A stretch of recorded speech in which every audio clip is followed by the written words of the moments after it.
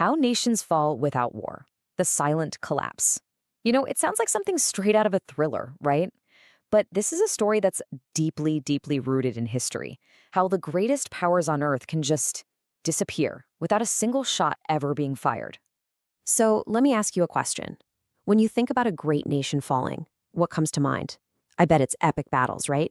Foreign invaders pouring over the walls. But what if I told you history tells a much different story? What if the real danger isn't the enemy at the gates, but the one that's already inside? Yeah, that's the thing. The most devastating collapses, they don't always announce themselves with a huge bang. Nope, they creep in, silently. A quiet whisper that hollows out a nation from the inside out.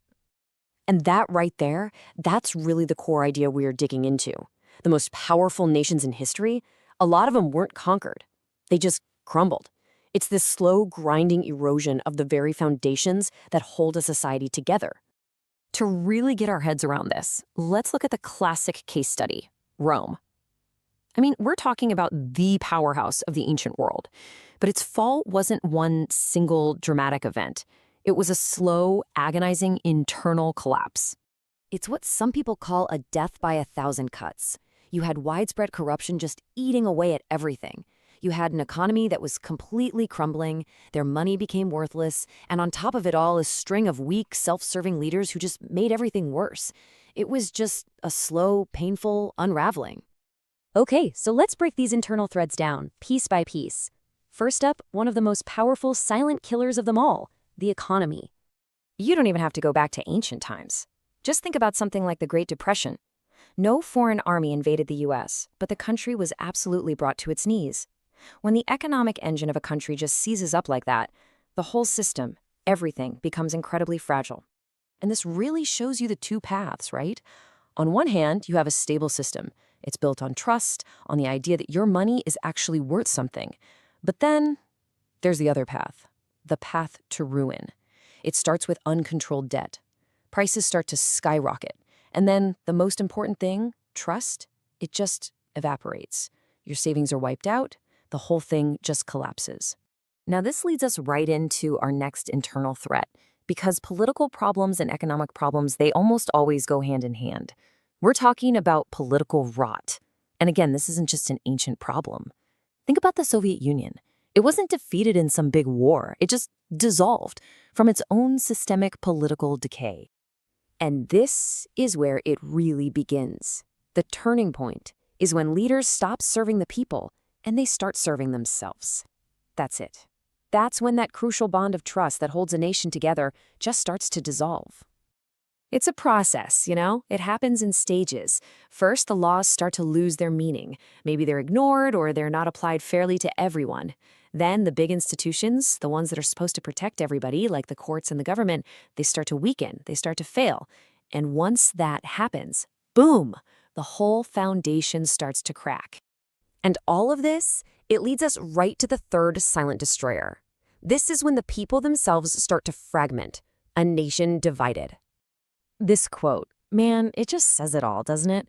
Because a divided country is easy to break. A united nation is strong, but a divided one, it's fragile. It's practically begging to be broken from the inside out. Just look at the difference here. When you have unity, you get cooperation, common goals, progress. But when you have division, all you get is conflict, gridlock, and this deep internal distrust. The moment we start seeing our fellow citizens as the enemy, well, we've basically become our own worst adversary. Okay, so Rome, the Soviet Union, that's all in the past, right? How does any of this apply to our world today? Well, this is where that historical pattern stops being history and starts becoming a very modern warning. See, the silent threats we face today don't need tanks or missiles. They're just modern versions of the same old playbook. We're talking about economic mismanagement. We're talking about information being manipulated to sow distrust. And of course, that internal conflict that turns neighbor against neighbor. But here's the really scary part. The most dangerous thing about all of this. It doesn't happen overnight. It's a slow burn. It's a process that's so gradual, most people don't even notice it's happening day to day.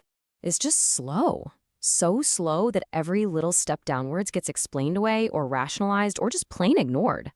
It's almost invisible. It's kind of like watching the tide go out. You don't actually see the motion, right?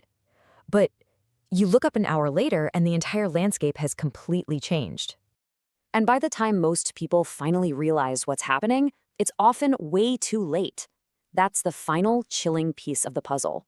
The moment of realization, it usually comes after the point of no return has already been passed. So nations don't always fall with a big, loud bang. Sometimes they just fall in silence. And if there's one thing to take away from all this, it's that the loudest threats, they aren't always the most dangerous.